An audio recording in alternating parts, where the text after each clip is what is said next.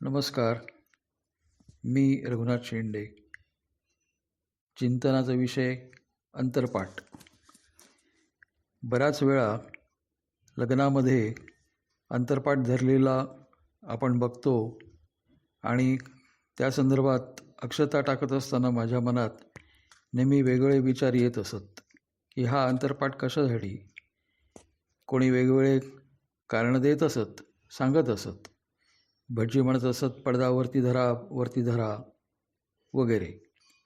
त्या लग्नविधीमध्ये वधूवरांच्यामध्ये एक पडदा अंतरपाठ म्हणून धरतात.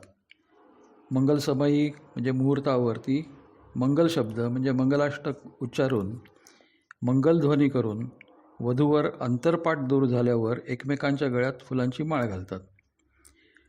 समज असा की हा क्षण प्रथम दृष्टक भेटीचा म्हणून तो मंगल मुहूर्तावरती असावा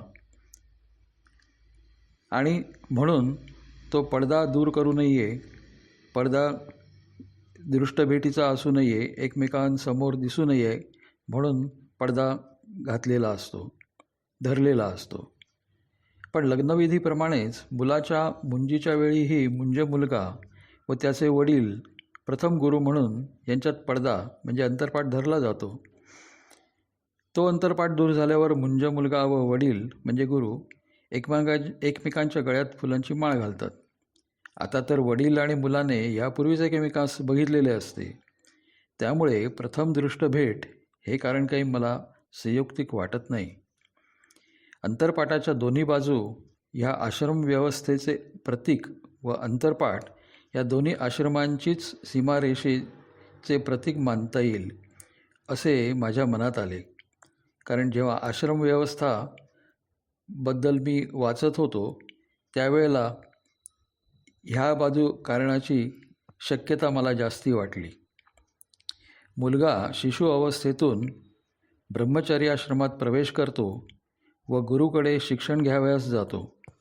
तद्वत वधू व वर हे ब्रह्मचर्याश्रमातून गृहस्थाश्रमात एकत्र प्रवेश करतात.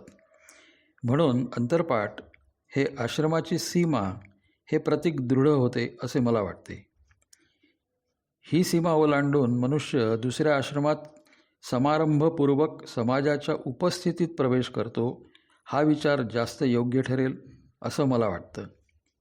याच्या पुढची पायरी म्हणजे गृहस्थाश्रमातून वानप्रस्थाश्रमात जात असतानासुद्धा दक्षिणेमध्ये मला असं आढळलं की आणि काही भारताच्या काही इतर भागातसुद्धा की साठीच्या वेळेला हा लग्नविधी म्हणून पुन्हा केला जातो. पण मला आणि त्याच्या दोन्ही बाजूला परत लग्नासारखंच लग्न झालेलाच वर आणि लग्न झालेलीच मुलगी वधू म्हणजे अगोदरचेच नवरा बायको हे उभे राहतात.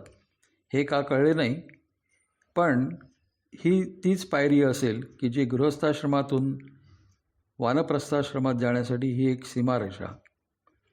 आणि या दृष्टीने ते लग्नासारखे न असता ते वेगळ्या प्रकारे म्हणजे दोन्ही एकाच बाजूला पडद्याच्या असावेत असं मला वाटतं. पण कालांतराने त्यातला मुख्य हेतू न कळल्यामुळे कदाचित हा पुनश्च लग्नविधीचा 60व्या वर्षी हा प्रघात पडला असावा.